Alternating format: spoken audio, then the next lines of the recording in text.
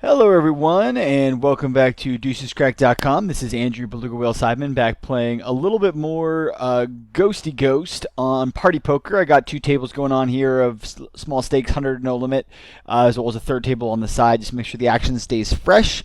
Hopefully you guys have enjoyed the last couple ones I've done of these. We've talked a little bit more about thinking about ranges, what it means to be balanced. Kind of thinking about maybe a little bit less about exploitation and a little bit more about kind of what our range is doing in general, which is kind of one of the reasons why I decided to 3-bet this King Jack against even like a mid-position opener. Now, granted, in small stakes, from an exploitative point of view, we're not really that excited about 3-betting too light against someone opening from mid-position, just because they are probably not playing very wide in general, and so it's kind of unlikely that they have anything other than a really strong hand. But at the same token, King Jack is sort of about the best kind of hand that we would want to fold. It has blockers of the kind of nut hands we'd expect our opponent to be playing 4-betting with for value. And in truth, in that position, I'm probably bluffing very infrequently. And most of the time when I'm 3-betting, I have a hand like Ace King, Pocket Jacks or better, something like that. So it seems like it's okay to include a hand like that as a bluff sort of every once in a while. Now, I probably wouldn't go so far as to like be 3-betting things like Ace 9, Ace 8, or something like much worse than King Jack on that line, just to make sure that I'm not 3-betting too often. Again, I shouldn't really be 3-betting very often in general, but in the grand scheme of things, we have to have some sort of a bluff range against somebody that appears to be a regular. He's on my other table on the side here. We can see he's on multiple tables, and he seems to be playing like more or less normal-ish. His sizes appear to be more or less normal. So no, let's go around here around the circle and let's see if we can identify the regulars and the fish. On the left table, this Becca Baxi is on both tables actually in the same seat. He has done some weird stuff. He's been open limping the small blind against me. We sort of played heads up to start the table. That actually is not necessarily theoretically unsound. You could definitely think of some legitimate reasons why somebody would particularly want why someone might want to limp the small blind, i.e., you don't want to just basically increase money in the pot in a position where your opponent plays really well against you, which is sort of like when you enter a heads-up pot where your opponent can essentially play a really clearly defined range profitably in position with great odds. It doesn't necessarily always make sense to want to raise. Now, in most cases, we probably still will raise because our opponents probably won't defend as well as they should, at least not in small stakes. But in high stakes, I've seen this be argued as something that is like somewhat legitimate. I think it's worthwhile trying to open any two cards on the button, raising the 2-3 here. I think that player here that just left was a fish, but it looks like he's replaced by Sanwar, who also might be a fish. On this right table, not totally clear how loose Becca Baxi is playing, but I think reasonably loose. He did some weird things like call down before with like Jack High against me a couple times. I had like King High or something at the time, but I think this is a pretty clear 3-bet for value with Ace Jack. We don't know too much about either of these players. They both kind of have full stacks and could legitimately be pros or be regulars. And we're going to see a back raise some percentage of the time here from this guy who has a monster hand that just waited. But in general, it seems like it's a pretty clear spot to go ahead and bet. And then once we get here, I think this is a spot where we can, let's see here. If we bet half pot and get called once, that basically sets us up for, maybe I want to bet like a little bit more than half pot here. Essentially with the intention of just shipping any diamonds, kings, queens, aces, or jacks on the turn. In general, my range for betting like a little bit more than half pot, I probably should bet even a little bit more than that. Should look something along the lines of, big pairs for value, things like that. And then stuff like this has good backdoor. So this is interesting. This guy raised under the gun. I flatted, this short stack shipped, and this guy kind of re-raised. I think that even though the positions are out of the gun and this guy's never folding, our hand is just too good. We're just ahead too often against him. That's not a very good board for us, although we could definitely spike a spade and be in good shape. But it looks like we are in fine shape against everyone. So good stuff's there. Right table, this is one of those spots that's generally fine to be trying to set mine with pocket threes in position. One of the key factors of this is the width of the person's range out here. Actually, a wide range is not necessarily a bad thing for you. It's sort of about how is the equity of my hand going to be doing and how does it do at showdown. But also because we have the presence of what looks like at least one weak player there, as well as possibly this potentially tilted player here. I expect my opponent to actually c-bet this board like basically always. I'd be kind of surprised. I guess he is maybe kind of fishy, but even then I don't think probably bluffing, like checking on that board seems very, very suspect, as most people tend to be you know, a little bit more bluffy when they get like a kind of monotone board like that. Bringing in our side table again, we got these pocket nines here. This guy seems to be a regular isolating a fish. It's relatively close here between flatting to try to keep the fish involved and 3-betting. I think 3-betting is a little bit better from the small blind for a couple reasons. Number one, the fish may come along anyway.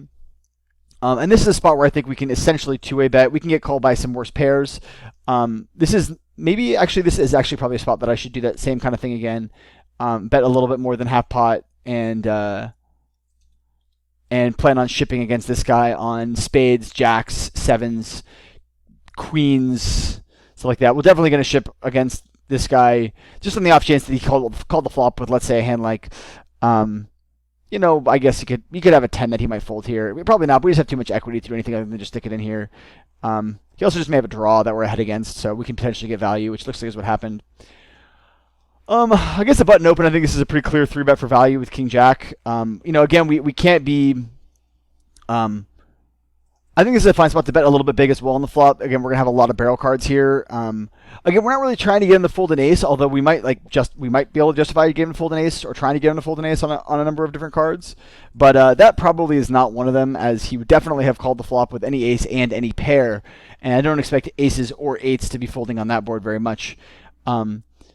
Him checking is probably more likely he has like some kind of like a thing like a pair of nines. He could have a weak ace, but in general, just probably not super believable to try to get him off of something. And it looks like he had something. He was at the very, very, very tippy top of his range, and he definitely should be betting that on the turn for value, in my opinion. He's just a little bit too strong. Anyway, sometimes we just get off and running, and then I have no idea what I was talking about or where I was going. But that's okay. We talked a little bit about sort of the idea of, you know, where do you draw the line between balancing and 3-betting with a hand like King Jack against a mid-position raiser. I probably would never 3-bet as a bluff, or very rarely 3-bet as a bluff against an early position raiser at small stakes, just because of how often they just have like just the nuts that they're just playing really tightly from early position. I think this is a fine spot for us to go ahead and try to 3-bet. I think he should be opening wide due to the presence of the fish here. We have already 3-bet and fold to a 4-bet once, so our image is not great. We do look a little bit bluffy here, but he has a wide enough range that it's probably okay. This is a spot where I actually don't really hate checking back. Our opponent's really never ever going to put us on a flush. And we don't really get him to fold much. We might get him to fold some pocket pairs. I think I changed my mind. It's really close. There's sort of the benefit is we can get him to fold some pocket pairs now that we might not be able to get him to fold later. I don't really think we're super likely to get him to fold too many things. Like, you can have king queen, but we block that. I think he more likely has a hand like an ace. This is pretty close. I'm trying to think what hands I would actually bluff here with. I probably would bluff like Jack 10 if I got there. It seems like it could be a bet. Seems very close. That one's worth thinking about. The question isn't so much like, so there's this sort of interesting, like, I'm obviously calling here. If he's got a full house, he's got me beat. See, that's interesting. Like, I would have imagined that he would have folded pocket 10s on the flop. It seems like a pretty massive leak to not fold pocket 10s on the flop. Just given how often my value range, or, you know, first of all, I guess he has to think that I'm 3-betting a lot with things that don't have aces in them on the button there to justify that, because this is sort of what happens here is a prime example of some of the things that can go wrong. I think this guy's actually opening really wide on the button, so this probably is a defend with queen deuce suited. This is just my read from him being on multiple tables and him being kind of just generally aggressive kind of guy who seems like he would be opening on the button with any two cards.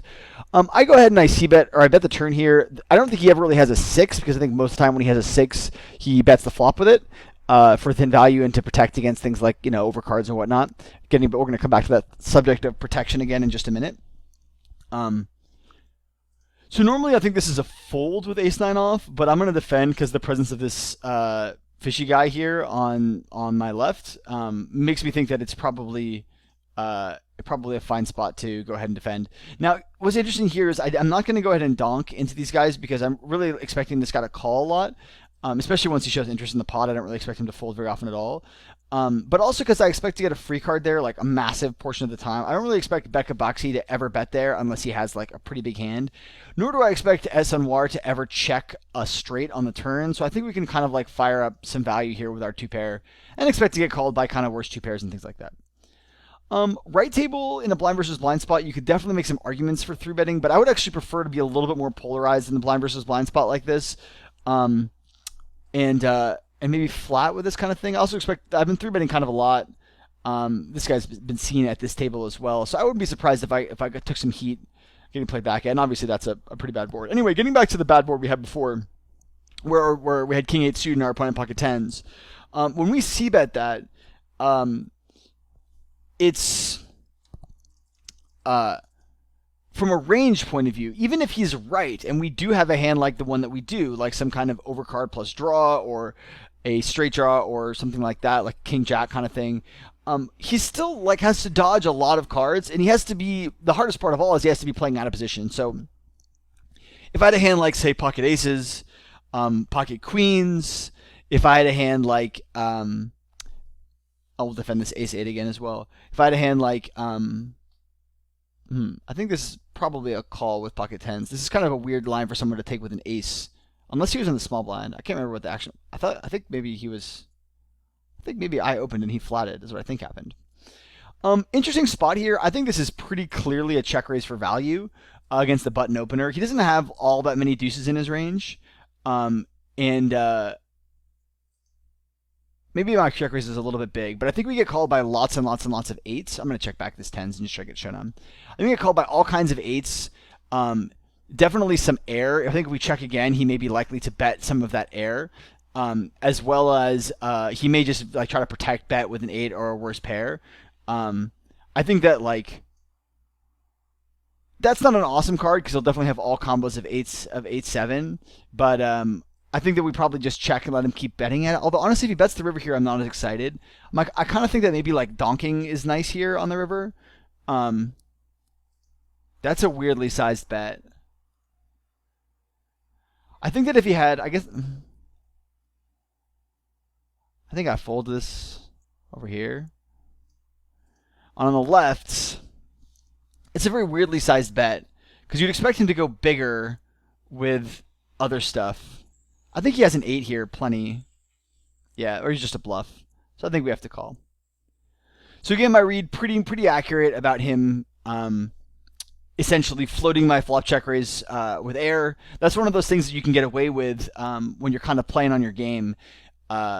If you can sort of take advantage of the fact that your opponent maybe is a little bit tilted, a little bit frustrated, and then you can value bet in a spot where no one ever really value bets. Like, what kind of range will I ever have there for to be value betting to be value betting on an 8 deuce board to check raise? Well, okay, some combinations of ace deuce, but in his mind, it's just like so hard for me to have a value hand that he really can't ever believe that I'm somehow like not. That I'm not bluffing, which is why he felt the need to try to re-bluff me instead of just say, okay, well, this is weird. I'm just going to let you have the small pot. Now, obviously, like, if he did that too often, we could get away with bluffing him a little bit more often. But in truth, like, we're probably never bluffing there. We're not bluffing there too often because we can't have that many value hands. It's a spot where we really just, the deck kind of owns us and we just have to find a lot of check folds. But thankfully, when we do have a hand like that, we give ourselves a chance to get some value from it. This is one of the beautiful things about implied odds that people don't usually think about in terms of implied odds. But if your opponent doesn't fold stuff, if your opponent's either going to bluff with stuff or he's going to like make crazy moves or something like that, your implied odds actually go through the roof. Even if you don't have that good of a hand, you might not think that I have like a ton of implied odds against Queen 9 there, but it looks like I got a huge portion of it from that. Now, in truth, there's, I guess, some chance that without knowing this player that well that I might have folded to a river shove. But now that I've sort of seen his action, we kind of get a sense that he's a little bit more aggressive. This is a spot where my opponent, his range looks in general like, like just random pairs and ace highs. I think he'll fold a lot of ace highs. I think this is a good spot for us to overbet because if he has a queen, I don't think he's ever folding it, especially given our recent interactions. I think that's probably about right. again, we're representing like just the nuts. He may have some combos of worse flushes or things like that, but in general, like he has a queen here, he has some kind of a pair. And I think it's a spot where people have a hard time folding queens or folding top pair in heads-up situations. Again, we're just kind of playing heads-up to maybe try to build a game going. If this table drops, I'll pause the tape for a minute and try to pull up something else.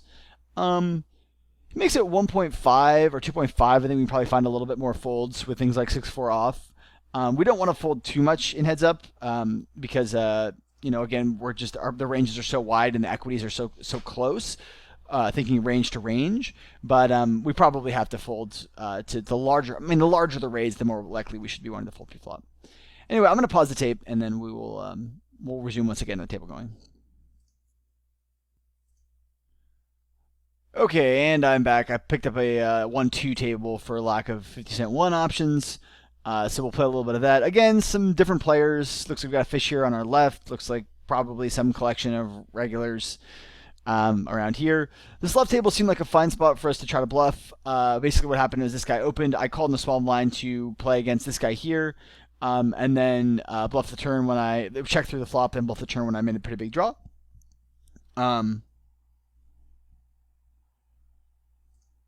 Anyways. Yeah, we'll see. We'll check out this 1-2 table. So Banana Nabuti, too many nods, is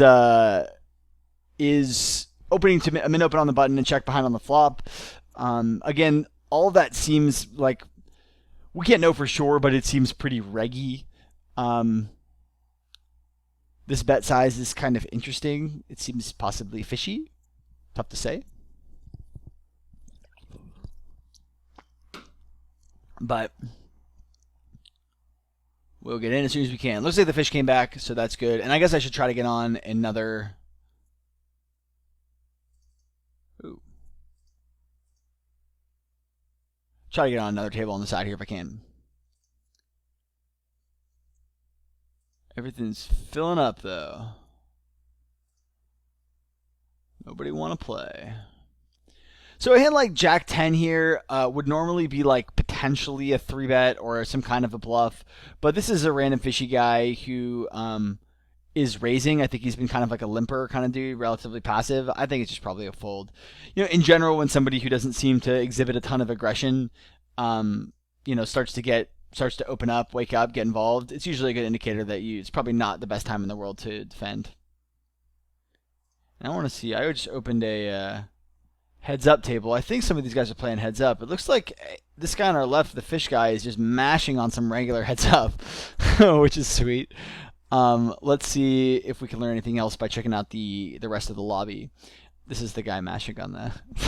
There's our friend Asanwar, and there's our friend... Or there's our regular algo phone. You can actually learn a little bit by just scoping out the lobby and seeing what's happening in the world. Let's see. There's another heads-up table going on. Let's see if it's the same people. Nah, that's just other random people. That's a random fishy guy just getting crushed by a regular, looks like. I'll get on that wait list. Why not? Let's see if we can play this guy heads up too. That'd be fun. Well, we're just chilling. I was not even paying attention to that hand. I was too busy looking at other stuff. So let's see what happened there.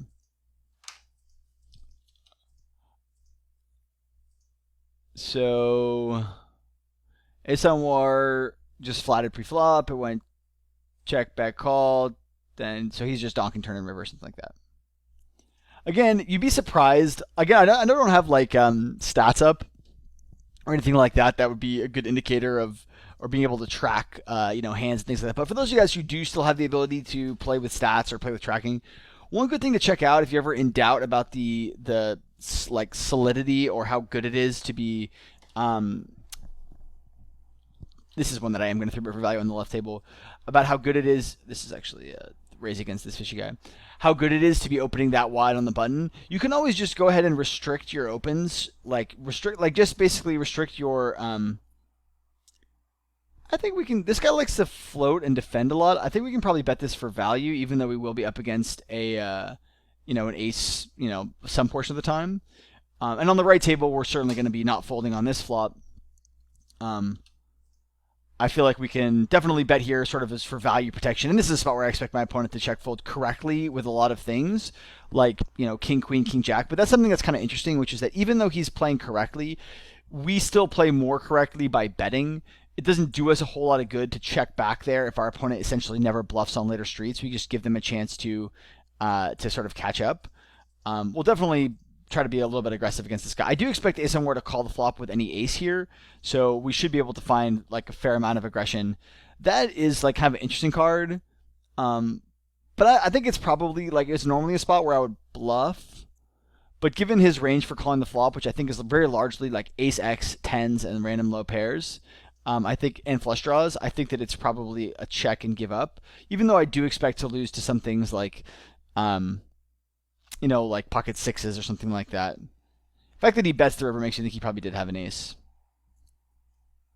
Again, against somebody that I thought might be like not floating so much, but like calling with more of a so-called rational range on the flop, then barreling the turn there becomes a little bit more effective. Anyways, still trying to find my way into another game here, so we can keep the action moving.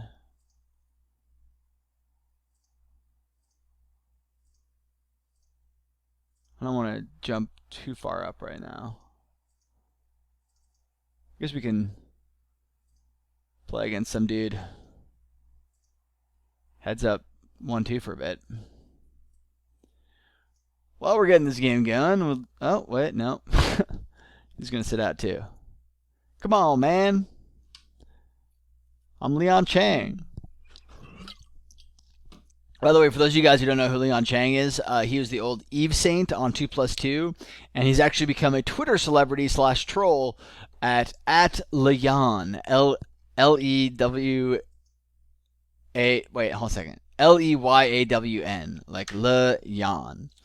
Pretty much hilarious. Now people have showed up because they think I'm a fish. Okay, that's fine.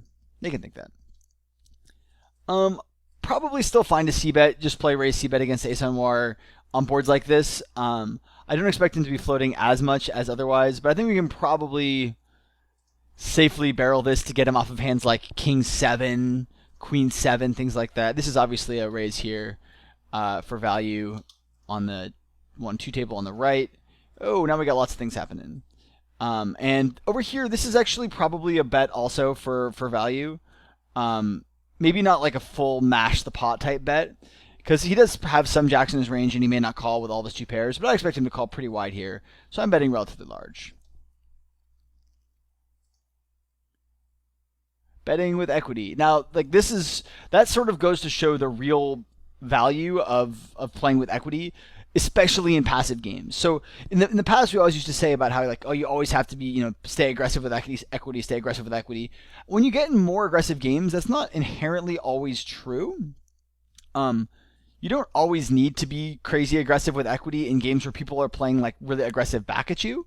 And basically what I mean by that is the biggest benefit of being aggressive with equity is when your opponent is essentially playing like a call or fold game. I'll get off that list now. We got games going. If they're playing like essentially what amounts to be a call or fold game, I'm going to fold this. This is a king very often here. And I'm going to 3-bet this on the right table. Again, this is one of those spots where you kind of just don't really have that many bluffs in your range, and so you kind of would like to have, kind of the one of the hands that is better.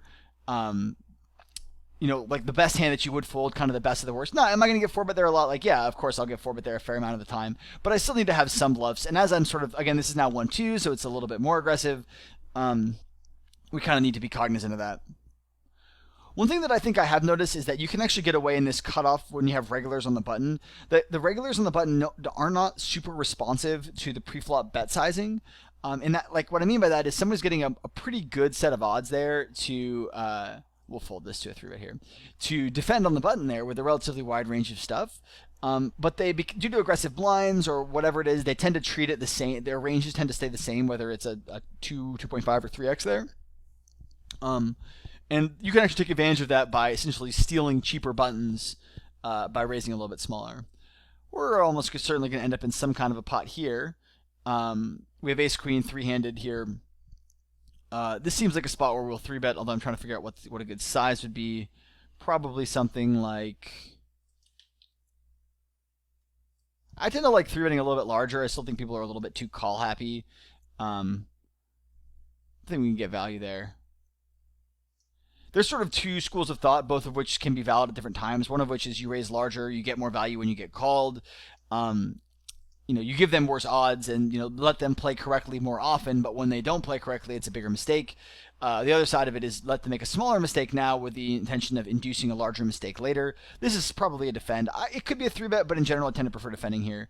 We end up in a raise spot with the old deuce 6 in a spot where we have good equity, so we'll go ahead and c-bet. That's a spot where I'll be expecting to stay aggressive pretty often. And then this is a spot where we certainly defend. One just quick check here when you're wondering, well, how is this going to work? Think about just how many things your opponent's likely to be c-betting here. Now, he may not c-bet all of his total air, but even if he's c-betting all the things you'd expect him to c-bet, that means things like king 9, jack 9, 10, or jack 8, 8, 9. This is definitely a 3-bet here with our queen 10 suited. Now on this board, some of the things that he would have c-bet for sure: ace king, ace jack, as well as all the value hands, or king jack, all the value hands are still betting, as well as probably all ace x of diamonds. Kind of curious here though, because it does seem like he might have enough bluffs, and I do have a little bit of equity. Just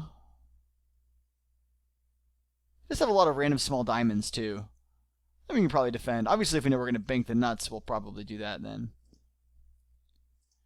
This guy was 3-betting like pretty wide. I think this is a good spot for us to 4-bet. He seemed like he might not be super into folding. He is somebody who does like to bluff it off, though. Actually, I changed my mind. I'm going to let him bluff it off.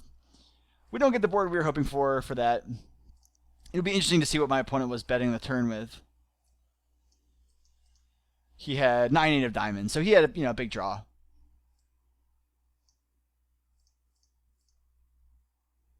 Definitely can't fold one street here.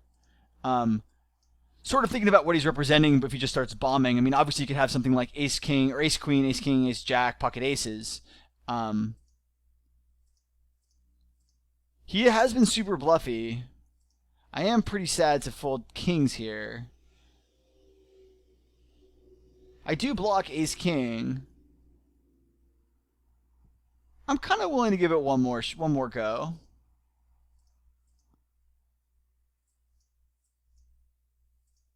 I mean, will certainly shove like.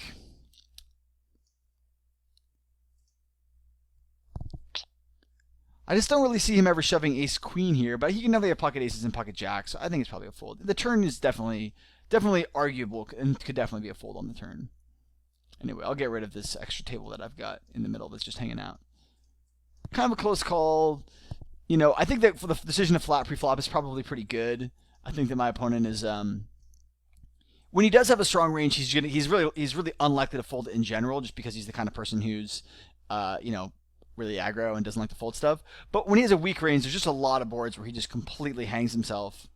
I think this is a fine spot to barrel, even though I think Fish Devour or to bet. I think Fish Devour is obviously he's gonna float some portion of the time, but he'll get caught on that enough when turn cards like this show up, and we can keep betting. In fact, I almost think I prefer check calling here, and then betting river if he checks back. The reason why I like check calling here is because if he does have a float, something like, let's say, 2 spades or just random air, which I think are totally in his range, I actually have the best hand here. And so I can just go ahead and comfortably do that. If he does have an ace, then, I obviously wasn't going to get him off of that anyway. So basically right now I'm just kind of playing the do you have an ace game, and sort of just waiting to see what happens with that. So he pots it on the river. I think I would play a weak ace the same way here, so I'm going to fold this and sort of just claim balance all of a sudden. The idea of balance here is that if I do have like weak aces here, and I really don't have that many hands that are going to check call and check fold. I guess I have something like kings, queen, something like that. I ran out of time. I think we can... I'm actually going to check back here. I think this is one of those spots where ranges are actually like a fair amount stronger than people want to give credit for. When somebody calls you out of the blinds when you open an early position, and I could definitely be wrong here, but I think this is a spot where actually my opponent's range tends to be a little bit less favorable for me than I'd like to believe. Now you could run some, poker stoving and stuff like that and run some numbers and see kind of what you think there, but my expectation is that actually people tend to play a little bit tighter there than you would think right off the bat. Someone else has come and sat me playing heads up, so now I have 4 tables. And we'll play for another 15 minutes or so, and then we'll call it good. I guess I could just be playing, well, I could be playing either just 1-2 or just other ways around, but anyway. So when we're thinking about some of those tough spots, we need to ask ourselves, well, what else am I bringing to the table here? Because if you're bringing nothing else to the table there, if you never check call an ace there, you probably should be check calling some portion of the time with king high. But if you do have an ace there, like with any frequency at all, like if you're ever, when you make 3 aces with ace x of whatever, and you bet the flop and get called, you really should be check calling the turn there a lot of the time because you really can't get much value. And at the same time, you also can induce a fair amount of action with a worse ace. So I even think if you have a full house there on the turn, going check call, check raise the river is probably the preferred line. So I feel like it's not a spot where I need to be defending too often. But maybe it's a spot where if I think that my opponent is floating a ton on the flop, I need to maybe not c-bet as often into multiple players. It's kind of a weird spot though, because if I do get floated, I do have the best hand and I have good backdoors. I don't know if he pots it on the river himself with a bluff there. He might. Tough to say. We are bluff catching at that point. But I think we probably have enough aces in our range to be able to be okay with the way we played it, and just sort of making sure we include aces in our range when we do that. This guy donks into us. I'm going to raise kind of small. I think this is a spot where my opponent's stack is obviously very short. I think it's a spot where my opponent is sort of pretty likely to have a king, a worse pair, or some kind of a draw. And I'll just put him in here on the turn. I don't expect there's too many things he bet calls the flop with that he folds on the turn. Maybe he folds a draw, but I think more likely than not some kind of random weak player like that who has a draw is not folding. But if he's going to outkick me, he's going to outkick me. I think he limped the pre-flop there, huh? Or just flatted maybe?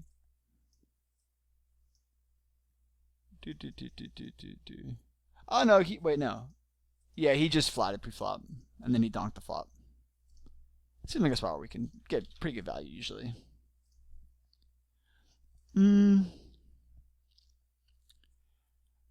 This is like, again, we're in a spot where we've got pretty good blockers, and my sort of general inclination here is to think that we can probably get away with a small 4-bet, so that's what I'm going to do. If indeed that my opponent does have like a nut type of hand, I expect he will have some nut hands, but it's just really hard to deal with a small 4-bet from the small blind there. It's really hard to do anything from the small blind for that, more or less that exact reason. This is kind of an interesting spot. My opponent is not really probably likely to fold too much stuff here, but we have a lot of outs. I'll probably just check and try to get there. And I sort of get there. Maybe my opponent just has the royal. We'll find out. Maybe we'll find out. We can probably bet like a few bucks here. Hope that he doesn't have a diamond and that he has a king or something like that. I think we can probably get away with that. Anyway, so the thing about why it's so hard to play in the small blind, the small blind is really tricky for him there because he's got a big blind and regular on his left. So in that sense, he's got to be kind of worried he can't flat too much because he's going to get squeezed out of his equity a lot of the time by an aggressive regular in that spot. And he just simply doesn't have enough nut hands to slow play and flat the small blind with too many things. So instead, he's sort of forced to either play like folding hands that have good equity, which is, to be honest, probably what he should do. Just because his equity is not as good as he thinks it is against 2 different players, one of whom is opened, even though I guess that's not necessarily true if I'm opening any 2 cards. But so option number 1 is do that. Option number 2, which is what a lot of people opt to do, and which you've seen me do in many past videos, is just to get a little bit crazy and just start 3-betting all the time relentlessly from small blind against button, which can actually work pretty well if your opponents tend to play in that. I think we can probably call 1 straight here with our weak gutter. It's not as good with this guy behind, but he'd be kind of a fool to try to bluff into Poopsie, I think. Poopsie not super into that whole folding thing.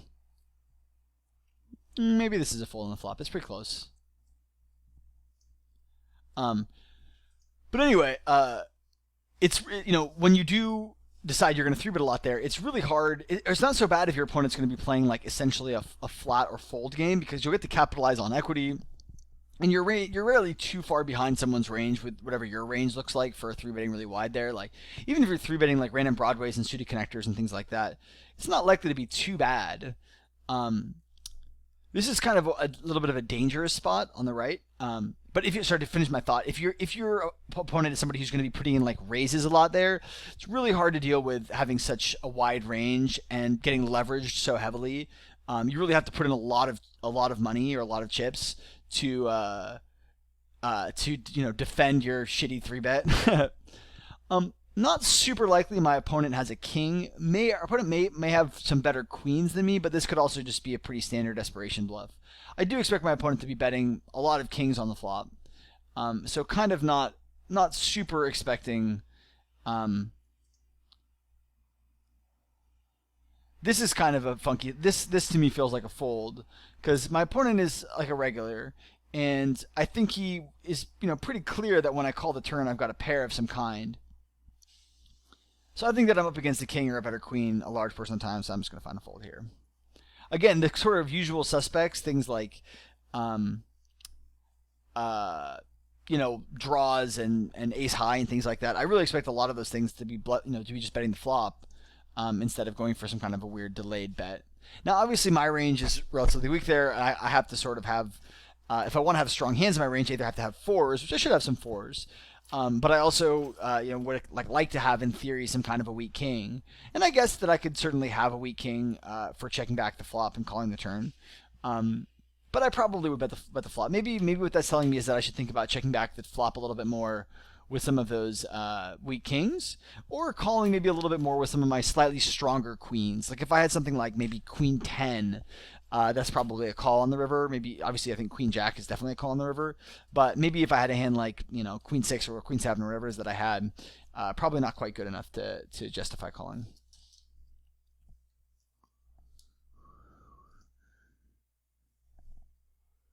And we'll play for a few more minutes.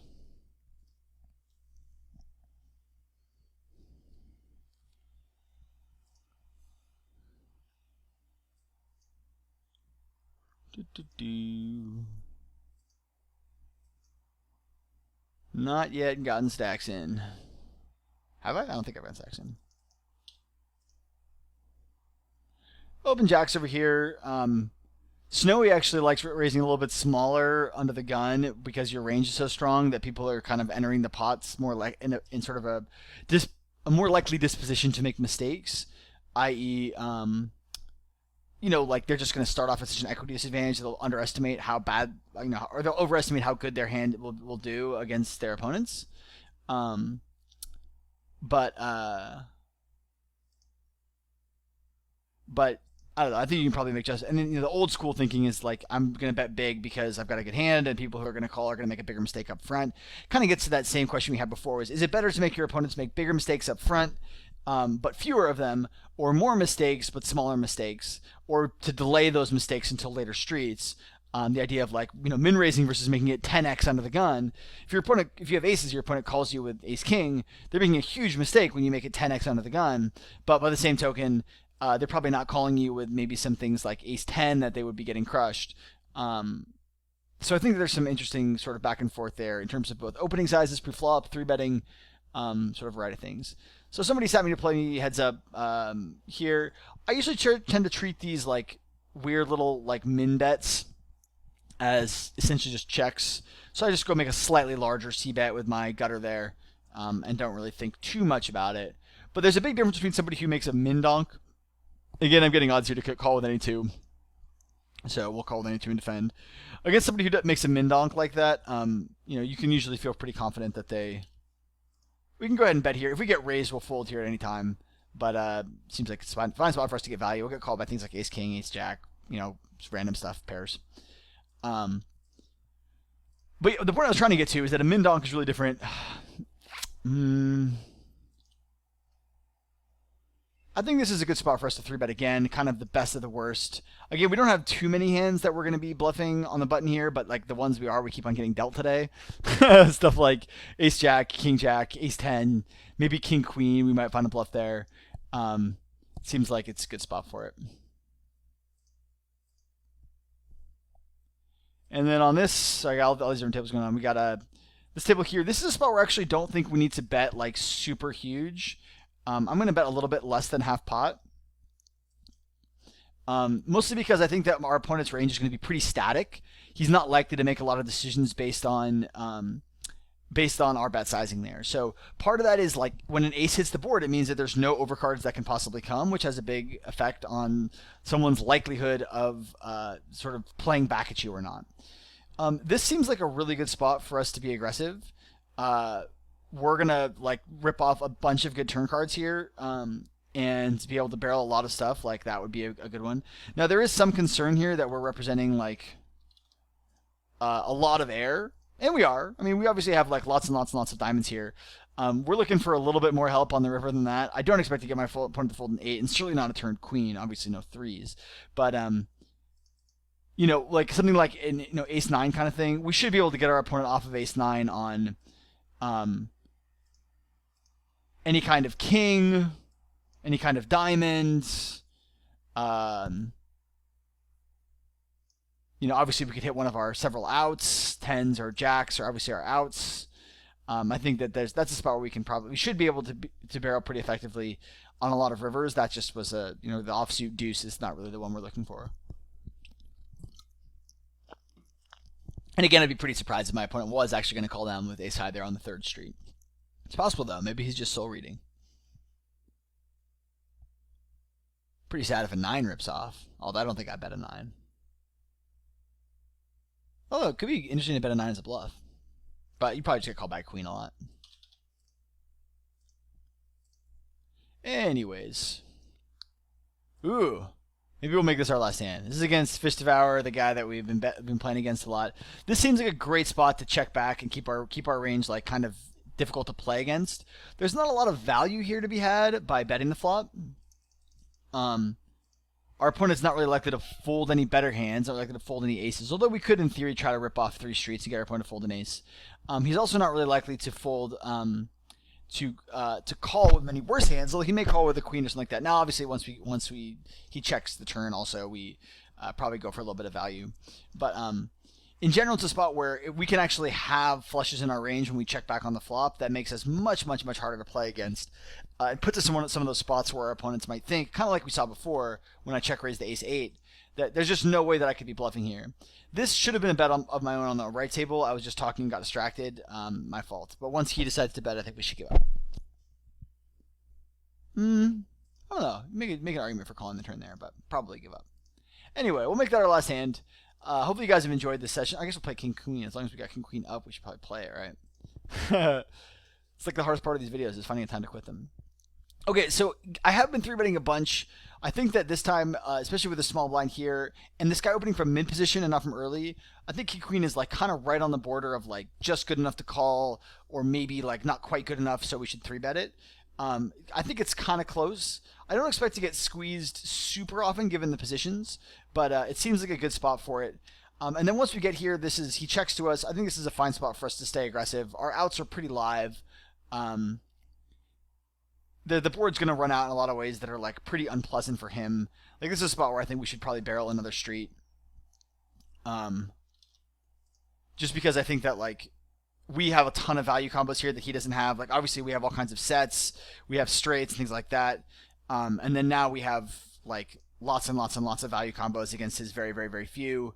So I think we can probably put in a big bet here. And if he does have a hand like Ace Jack, then we'll just lose. But I think that's like pretty easy to get our opponent off of that, or off of just about everything on the river, because he can't have something like Queen 10.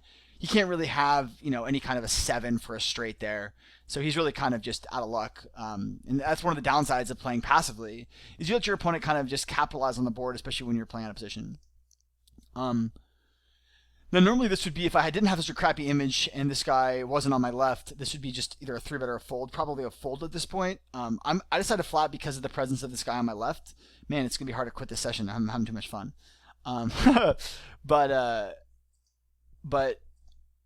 I think given the presence of this guy on my left, once he checks here, he probably just doesn't want to bet into everyone. So I'm gonna go ahead and just put a bet out there. I can't imagine he has a very strong hand here. It is kind of surprising that he wouldn't bet unless he has like a really strong hand. I'm a little bit confused by that. He could also have something like Ace King, but again, this is something that where like you need the board to give you a little bit of help when it comes to, you know, like what kinds of hands am I going to? Okay, so this is interesting. If he was going to pot this river or something like that, I would have folded. Once he bets that size, I am a little bit tempted to try to raise for value. He could have something like Ace Jack, which is kind of unfortunate. I don't think this is clear enough to raise for value. It's probably pretty close. In retrospect, I feel silly. I probably should have. But I'm a little bit worried about him having Ace Jack. I mean, again, it's not just about whether I have the best hand. I obviously have the best hand a huge portion of the time there in the river. It's about what am I going to get called by if I raise. Like what kinds of hands does he actually show up with that he bet calls the river. And I could see him bet calling the river with like a 9 there for sure. I could also see him bet calling the river with like something like Ace Jack. I'm a little bit surprised he didn't bet the river himself. Anyway, or sorry, bet the flop himself. Anyway, that said, hope you guys have enjoyed this. I'll be back next time for some more ghosting videos and whatnot. If you have questions, drop them in the video thread. I'll try to get to them when I can. And yeah, until then, thanks a lot for watching. This has been Andrew BalugaWhale Sideman, only here on DeucesCracked.com. I will see you guys next time. Good luck.